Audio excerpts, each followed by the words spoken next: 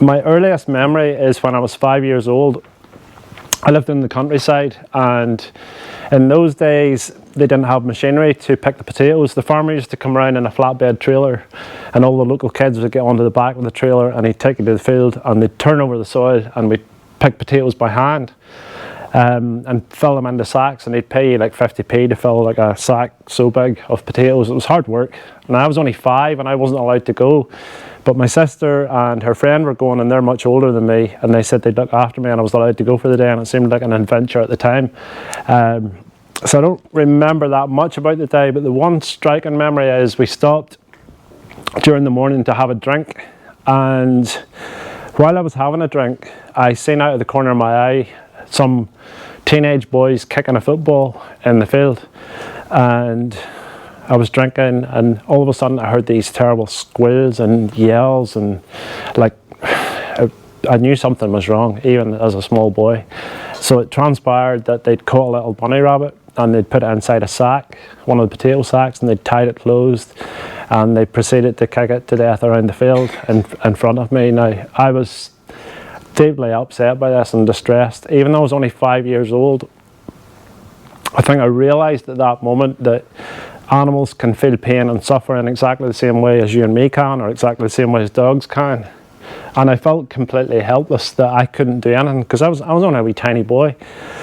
These are teenagers. I could do nothing about it. So I carried that guilt with me right through my teenage years and into my adult life, until I realised that, hang on a minute, I'm an animal lover, and animals are suffering in this world unnecessarily, and I can do something about it now. I can be their voice, because animals are voiceless. They can't tell us that they're suffering. They can't tell us that they're in pain.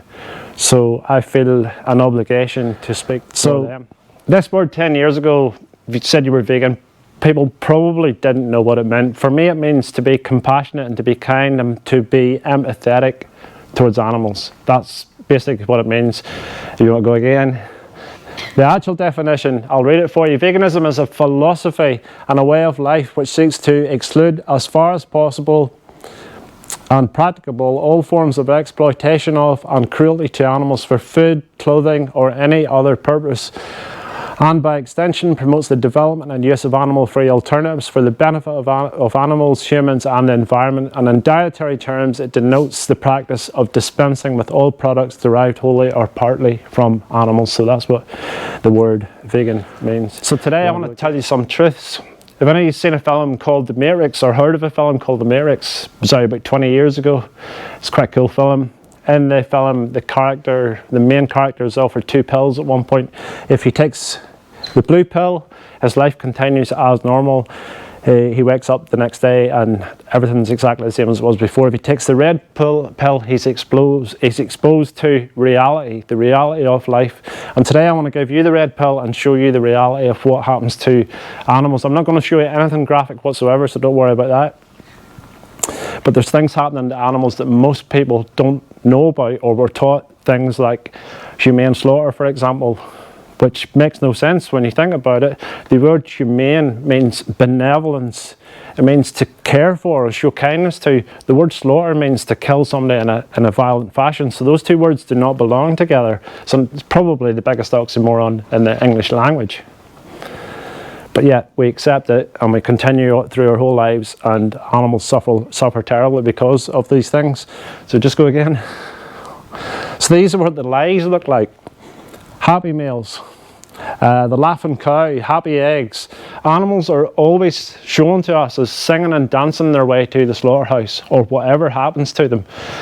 The reality of that couldn't be further from the truth, and I'm going to show you some of that stuff today. And just go again. And then other things that make us feel good as good-hearted consumers who probably love animals and would want to care for them and not harm them. We're taught things like certified humane, animal welfare approved, cage-free, grass-fed, red tractor approved. This is the top left one here. It's the one we hear in Northern Ireland a lot. I've been in red tractor approved farms myself with other people, and the conditions the animals are kept in. I'm not saying all farmers are bad to the animals. I'm absolutely not against farmers, but some of the conditions that animals live their lives in are absolutely terrible. So these images, and these things that they feed to us make no difference to the animals whatsoever. All they are for is to make the consumer feel better about the choices that you make on a daily basis. So I want to talk to you first about the animals, probably the most important one as far as I'm concerned anyway. So just go again. So when you're young, most of us are taught to love animals, but you're taught, if you press it again, we're taught to draw an arbitrary line. You're taught to love dogs and cats, and you love horses, and if somebody shoots a lion, you're supposed to get upset, and if somebody's fox hunting, you get upset. Bullfighting lets everybody get upset. But these other animals, the ones on the other side, the ones that we typically eat and wear, you're taught not to think about them at all. You're taught that it's normal and it's data and necessary to eat and wear these animals, and the truth is none of those things are true. You can survive and thrive on a plant-based vegan diet. You can buy vegan alternatives for absolutely everything these days, from shoes to jackets, and most of the alternatives either taste the same and look exactly the same. So this is just how society programs your mind to what happens to the animals on the far side. You're taught not to think about it. It happens out of sight, and we go through our whole lives and we don't even think about it at all. If I said to you by a show of hands, who would eat that little puppy? Would anybody put your hand up if you think it'd be cool to eat a little puppy like that? No? Okay, go again. But yet, some countries in the world do eat dogs. This picture was taken at Yulin Dog Festival in China. Now, people in Asia do eat dogs. But I don't think that's any worse than us eating pigs, lambs, sheep, chickens. Dogs are not companion animals to those people. So that's the story they've been told, that these are food animals to them, and they think it's okay to eat them in the same way that you've been taught that it's okay to eat a lamb, it's okay to eat a pig, it's okay to eat a chicken. So I'm not being xenophobic against people in other countries, because they're just brought up in a culture that's cultural. This is cultural. That they're fine with eating dogs, but people here get really upset about people eating dogs. They sign petitions, they lobby government, they do protests. And probably a lot of the same people are doing exactly the same things to other types of animals here. Let's go again. What about this little guy here? But any of you eat him? Yeah, it's a lamb. Now, lambs are killed at 16 weeks old, mostly in this country, for food. Those little, I don't know if you see them springing around the fields in the countryside in the springtime. They're killed at 16 weeks old for lamb. A Sunday roast. Just go again. And little pigs. Pigs are killed at 6 months old. They get to live 6 months, and then they're taken to a slaughterhouse. And I'm going to show you the reality of how pigs live. So 3 things happen to them when they're born. This piglet has literally just been born. They will amputate their tails, they will castrate them, and they will break their teeth off with pliers, all without anaesthetic. As standard practice, is RSPCA approved. Now, you should hear how they scream when they put pliers into their mouth and break their teeth off. And the reason they break their teeth off is because when they're put in tight pens with each other, they'll fight with each other and they get injured. So they just put their teeth in their mouth, or pliers in their mouth, and snap their teeth off. It's absolutely terrible. Going ahead again. So mother sows will live most of their life in this cage. It's called a gestation crate or a farrowing crate. It's just the size of her body, so she'll be made pregnant. She'll be pregnant for 4.5 months, and then she'll have her little babies. Most of that time she will live in this cage. She can't turn around. She can only stand up and lie down. She can't walk forwards or backwards. She is trapped there, and they go absolutely crazy, biting bars and banging their heads. It's absolutely terrible. So kept in there for weeks and weeks on end. The little babies at the front here is called a creep area, where the little babies for a short time are allowed to feed and drink their mum's milk, and then they will go into pens about 20 foot square, and they'll put about 2 dozen pigs in. Just go ahead again. This is hogwood. This is a very, very typical pig farm. So you can see how tightly packed they are. This is one of Tesco's suppliers from the UK. And when you go into these places, the smell of urine and filth and stench is literally overwhelming. Like, the last time I was in, you have to wear a mask. So they live in there for 6 months. 6 months until they're fully grown. Just go ahead again. These pictures here, James and Mark Wright from Armagh. These are These are the conditions pigs live in Northern Ireland. These guys have pig farms in Northern Ireland, they have pig farms in Southern Ireland. These pictures were taken by activists who go on the farms secretly in Somerset. Just go again. This is the conditions these pigs live in for 6 months. Absolutely terrible. And the only thing they get for their enrichment is called a hang chain. It's like a metal chain that hangs down in front, and they get that to play with. Pigs are really intelligent and they need some stimulation. They're more intelligent than dogs. So this is how we keep them. These are standard conditions across farms in Northern Ireland, Ireland, UK. Go ahead again.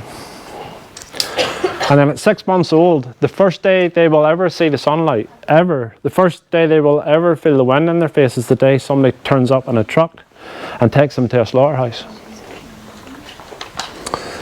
So they live in these terrible conditions, and then they're forced onto a truck and they're taken to a slaughterhouse. Go ahead again. And this is the last view that pigs get. Does anybody have any idea what that is? Well, it's a cage on a gondola. So when pigs get to a slaughterhouse, they put them into this cage, 3 or 4 at a time, and then they drop them down into a gas chamber. And it's carbon dioxide gas, and it's not like the dentist, it's like suffocation. And it burns them from the inside out because carbon dioxide clings onto the mucus in your esophagus and your stomach and your mouth, so they get like an acid burn in the inside. Meanwhile, they're suffocating until they're unconscious, and then they roll out the bottom, and then they get hung upside down, and some cruel stranger will pull a knife across their throat at 6 months old. And you should hear those animals screaming when they're being suffocated. It would make you... I get upset talking about it, it's so bad. If it was dogs, everybody would be up in arms about it. It is one of the most horrendous, horrific things that I have ever watched in my life. So there's 2 gas facilities in Northern Ireland. There's one in Cookstown. Maybe some of the teachers who are old enough will remember the Cookstown sizzle. Well, there's a Carroll Foods in Cookstown are gassing 3,500 to 4,500 pigs every single day. And Cranswick and Ballymena are gassing about 2,500 to 3,000 pigs every single day in Northern Ireland, 7 days a week. So about 21,000 pigs a week are being put into gas chambers in Northern Ireland, and it is horrific. If I could put it in a bottle and give that bottle to every person on the street, it would be one of the most powerful things that I could ever show you. It is terrible. Just go, yeah. And the dairy industry, again, this is a blue pill. We're sold this happy animal image of milk, and most people, for most of my life, I thought the dairy industry, what's wrong with the dairy industry? Cows produce milk for humans to drink, right? Well, that couldn't be further from the truth. Just go again. And again, I'm just going to show you a little video now. This explains the truth of the dairy industry better than I could. It's 2 minutes long, and then I'll come back and tell you about it.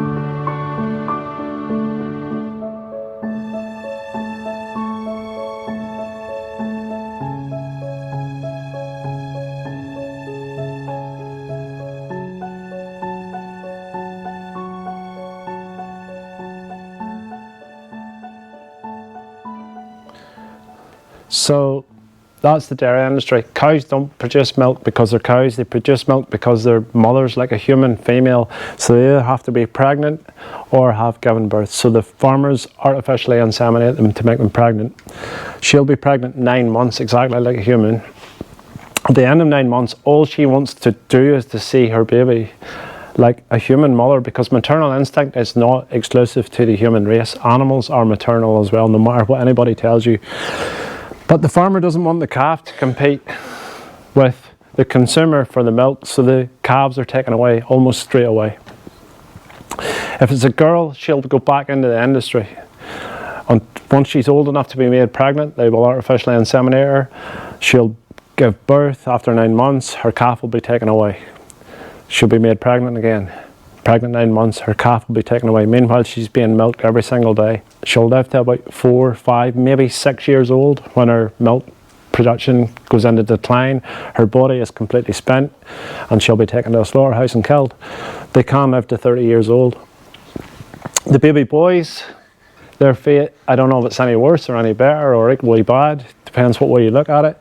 But the cows that we used for the dairy industry are Friesians and Jerseys and Red Holsteins. I'm sure you've all seen the dairy herds in the fields, the black and white ones. These ones here, they're quite tall cows. They're different than beef cows like Charleroi. The beef cows are actually much smaller and much stockier. These cows don't produce good meat, so the baby boys are of no value whatsoever, none. So most farmers will kill them at birth.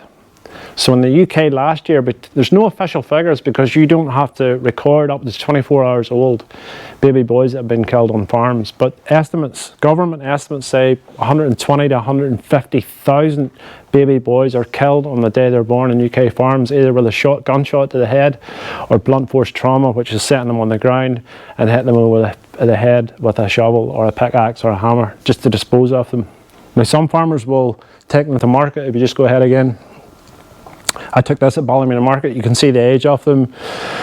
I have videos on my phone and videos at home that I film secretly, and the wee calves in there, days old, little, no bigger than big dogs. Like, they're wee gentle souls. Some of them can't even hardly stand up or hardly walk, and they're taken to the market. Go again. This is Ballymena Market. This is the sign. So car park for the farmers, all other stock, dropped calves. Have any of you ever seen the term dropped calves before? No, I hadn't either until I seen that sign. So dropped calves is the industry term for bull calves or baby boy calves. So on a Friday morning at Ballymena Market, which is probably the biggest in Northern Ireland, all the dairy farmers bring in the little baby boy cows. Tiny, tiny, tiny wee calves, the most gentle wee souls on this earth. Now some of them are sold under the veal industry. They'll be taken down to Cork and loaded onto ships. They'll go on journeys of maybe 100 hours on a boat with hundreds of other little baby boy calves. Some are taken to Belgium, Amsterdam. Some are taken to Northern African countries like Algeria, Libya, Morocco. And when they get there, they'll be put into veal pens. And a veal pen is a dark pen with a chain around your neck. They can't even lie down. They're sustained, just about sustained, for 16 weeks. Veal is a white, they don't want the red blood cells or the muscle to develop. It's a very tender meat. So they'll stand with a chain around their neck and a dark pen and just on their own for 16 to 18 weeks. And at the end of that time, they'll be taken out of the pen and a knife will be pulled across their throat. Or some of them go straight across the road. I've stood and witnessed it myself. There's a slaughterhouse straight across the road from the market in Ballymena.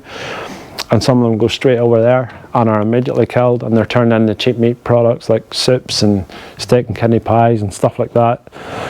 At 10 days old, being hung upside down, having your throat cut, absolutely terrifying. The most terrifying thing I could ever think of is somebody coming at me with a knife, and yet we do that to little baby boy calves. This is the chicken industry. So the most common chicken that we produce there's two different types. So the Cornish cross are the ones we eat, not the ones that produce eggs. So they will grow to fully grown in 48 days, at which time they'll be taken to the slaughterhouse and killed. Now the reason they're in that condition is because they're standing in a barn in their own urine, which burns their skin and burns their feathers. And we've bred them to grow so fast that their legs can't support their weight. Chickens didn't have legs and muscle like this before on their legs. This is something we manufactured so that we can get a maximum amount of meat and a maximum amount of money out of them. So when you see these chickens arriving at the slaughterhouse, this is the condition of them. It's absolutely terrible. Just go again. And again, the egg industry works like the dairy industry. Baby boys don't lay eggs. So what do you think happens to them? They're disposed of. So they're born 50% male, 50% female. They come down a conveyor belt in their hundreds. The baby girls will go around, have their beaks cut off, and then they'll mostly be put in cages or free range, which is really one big barn with like between 16 and 30,000 birds in it. There's 9 birds per square meter, so it's one big cage. There's nothing free range about it. It's an industry now. The baby boys don't lay eggs, and they are not the Cornish cross, so they don't grow. They're not bulky birds. They're not good for meat. So here they are being dropped straight into a macerating machine, which is like a big blender, and they're just ground up alive. Some of the industries gas them, some of them drown them, some of them just drop them into like a dumpster with a plastic bag and just tie it closed and just suffocate them. Hundreds of little baby chicks on top of each other, just disposed of because they don't lay eggs. Again, I think that's completely wrong. There's absolutely no need for it. The industry wants you to think that you have to get your protein from chicken and you have to get calcium from cow's milk. If you think about it, calcium is a mineral that comes from the ground. So cows are not fonts of calcium. They have calcium in their milk because they eat grass from the ground. So we can get calcium from collard greens, cabbage, kale, spinach, all these things easily. Just get it where the animals get it from. It's very easy. Just go ahead again. Professional athletes nowadays are vegan. Both that's Venus Williams, I think it's Sydney Mitchell. She's one of the best runners in the world at the minute. She's vegan. Go ahead again. All these guys here are vegan. All of them. UFC fighters. David Haye, World Championship boxer. Nate Diaz, UFC fighter. NFL players, footballers, long distance runners, cyclists. Lewis Hamilton's vegan. So all these people are able to be vegan and be healthy on a vegan diet, then all of us can do it as well. All of us. It's just a matter of educating yourself and knowing where to get the right food sources from. And this is the one that does my head in the most. Just hit it again. It's probably footage of me, because the first thing everybody says to me when I tell them I'm vegan is, where do you get your protein from? Because you're told you have to get your protein from mostly chicken or meat. But think about it. Cows are 750, 800 kilograms. What do they eat? They eat grass. Silverback gorillas are 250 kilograms, massively muscular. What do they eat? They eat leaves. There's no hospital wards for protein deficient vegans. There's hospital wards for people with diseases of excess, like AOD, adult onset diabetes, and heart disease, and all these things. The word for protein deficiency is kwashiorkor.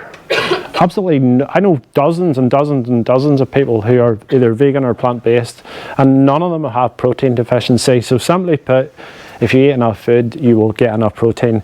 Mr. Universe has been vegan. The strongest man in the world, Patrick Bavoumian, 2 years ago, he's a German guy, was vegan. So if those guys can be vegan and get enough protein, then we all can as well. Let's go ahead again. And the last one's the environment. Just go ahead. So animal agriculture is a leading cause of all these things. Just hit the way. Species extinction, ocean dead zones, water pollution, and habitat destruction. Number one driver of all of them.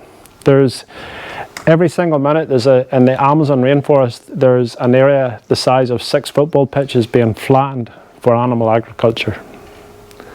Go ahead again. So this was a study that was done about the impact of animal agriculture on the environment, and it said that, let me get this right, based on almost 40,000 farms in 119 countries and covering 40 food products that represent 90% of all the food that's eaten on Earth, it is assessed the full impact of these foods from farm to fork on land use, climate change emissions, freshwater use and water pollution, which is eutrophication, and air pollution, acidification. And they concluded that a vegan diet is probably the single biggest way to reduce your impact on planet Earth, not just in greenhouse gases, but global acidification, eutrophication, land use, water use. And Joseph Poor at the University of Oxford, UK, who led the research, said it is far bigger than cutting down on your flights or buying an electric car. So this guy was not vegan when he started the survey, but by the time he had completed it, he had gone vegan. So I'm sure you all know about global warming, everybody knows about it nowadays. Animal agriculture is the biggest driver by far. So if you take all planes, trains, automobiles, buses, cars, lorries, motorbikes, all of it together down here, animal agriculture is up here. Nitrous oxide and methane from animals. We're killing somewhere between 70 billion land animals every single year to feed 8 billion humans. We can just use that land to grow food for human beings. There's only 8 billion of us. We can use those lands to grow crops, and I think the studies show that we can use 70% less land, do away with the animals, and just grow crops, vegetables, pulses, all the rest, and we can easily feed the planet. So it's not difficult being vegan nowadays. Almost every shop and every store and every restaurant and every cafe have vegan options because there's so many vegans around nowadays. And the reason there's so many vegans is because people are starting to... When I was a child, I didn't know the stuff that I've told you today about animals. It just wasn't, the information wasn't available. Just go again. And of course, plant-based milks, I'm sure you've all seen them in your supermarket, Starbucks and Nero and all the coffee shops. Oat milk in coffee is really, really good. Try it sometime if you're a coffee drinker. You can actually have it in tea too. And like there's, I'm trying to think what the next slide is. I think it's more milk, is it? Yeah. There's so many plant-based milks in the supermarket. I'm sure you've seen the plant-based milk sections. Oat milk, soy milk, hemp milk, hazelnut milk, almond milk, rice milk, coconut milk. There's 10 or 11 different types in Tesco's alone. And you might think it's... Here's how easy it is to go vegan, right? So you go into the supermarket and you think, I want a pint of milk for my coffee or my cereal in the morning. And you go, wait a minute. If I buy that pint of milk, because supply and demand, a wee baby cow, because this is how I think about it, a wee baby cow is going to get shot in the head because he was a boy and doesn't produce milk. And you just turn around and you lift a plant-based version instead. It's that easy. It's more or less the same price. It lasts longer in the fridge. And if you don't like coconut milk in your cereal, you'll like rice milk or soy milk or hazelnut milk or almond milk. Just try them until you find the one that you like. And like I say, try oat milk in your coffee. Tastes pretty much the same. And even, let me put it to you this way, even if there's a small taste difference, because some things that are vegan taste better, some things taste not as good. So let's say there's a 5 or a 10% taste difference between plant-based milk and ordinary milk. Not worse, not better. What do you value more?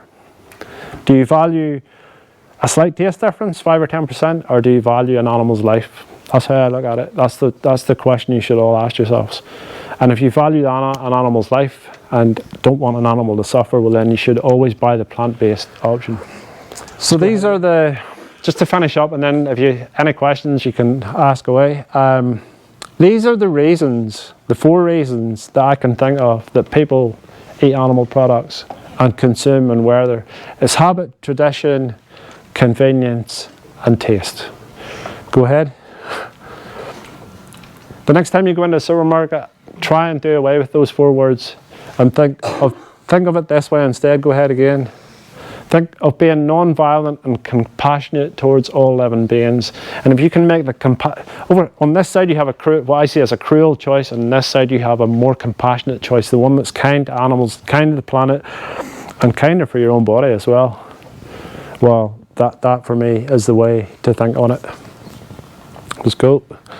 So, just to finish off, my final point, animals, they're not chicken nuggets, and they're certainly not steak and burgers. They're not leather shoes, they're not pork sausages, they're not wool and Sunday roast. They are living, feeling, breathing beings that are just here to live and enjoy their lives and be with their families and have fun and live in peace, exactly the same way that you want to.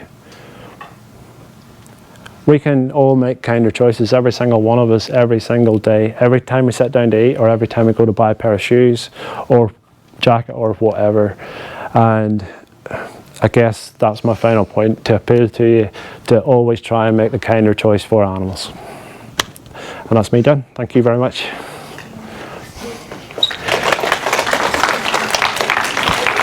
Anybody got any questions or no?